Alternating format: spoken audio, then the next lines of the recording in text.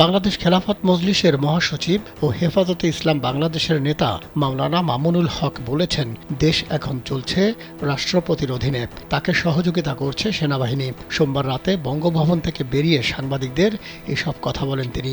মামুনুল হক বলেন, সংসদ এখনও ভেঙে দেওয়া হয়নি। সোমবার রাতে রাষ্ট্রপতি জাতির উদ্দেশ্যে ভাষণ দিয়েছেন।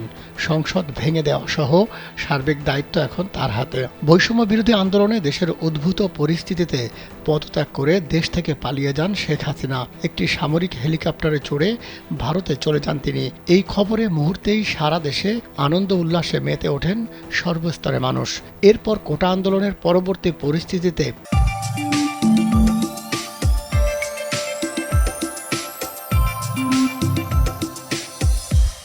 অন্তর্বর্তীকালীন সরকার গঠনের লক্ষ্যে সেনা প্রধান, নৌপ্রধান ও বিমান বাহিনীর প্রধান এবং দেশের বিভিন্ন রাজনৈতিক দলের নেতা ও সুশীল সমাজের প্রতিনিধিদের সঙ্গে বৈঠক করেন রাষ্ট্রপতি মোহাম্মদ শাহাবুদ্দিন।